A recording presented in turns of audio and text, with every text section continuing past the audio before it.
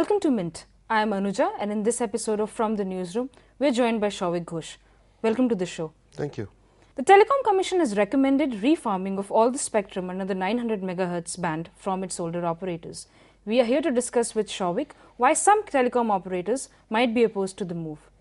Shouvik, explain to us, what does refarming mean in this context? Well, refarming is essentially, when in the context of spectrum, the government will take it back and replace it with other spectrums to ensure the efficient usage.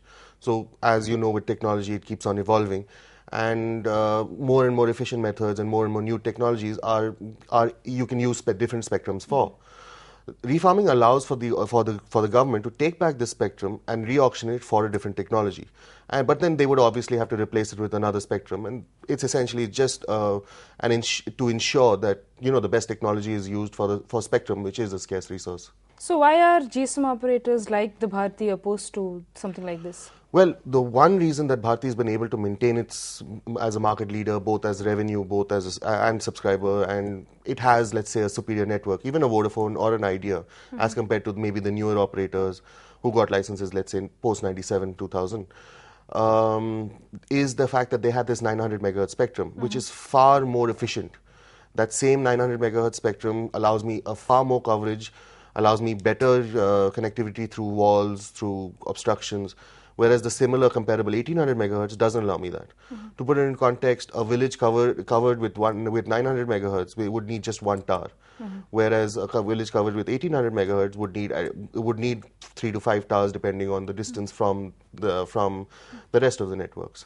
It means a huge expense for the operators. It goes into thousands of crores in terms of reorienting their networks, because let's face it, they've had this spectrum since 94, 95, 96.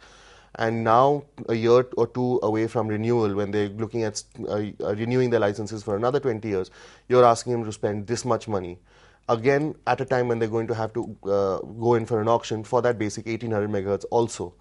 It's putting a lot of pressure on the balance sheets, and also you've got to see that all this investment already made in the 900 becomes redundant.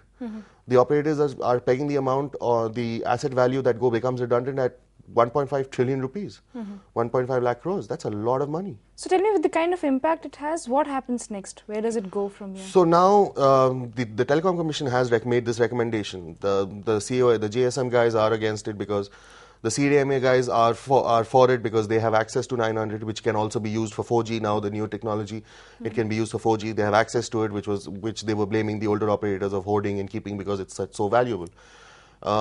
Next, it goes to the EGOM. The empowered group of ministers, takes a final call on this. Whether or not it becomes the final policy, it has a lot of questions on it, because the GSM guys are not going to let it go that easily. They're likely to go to courts. They're likely to cry horse, do whatever they can to stop something like this happening. We have to see. Tomorrow the empowered group of ministers meets. But I'm told that they're likely to meet to discuss the one-time fee issue again, which was finalized last week. If they don't discuss refarming, then refarming will be postponed for another day. Okay. So what it looks like might be a seeming conclusion to the long-drawn controversy. It might be dragged further if the operators actually decide to go to the courts. Thank you, Shouvik, for joining us today. Thank you. Thank you for watching today's edition of From the Newsroom, and stay tuned for more.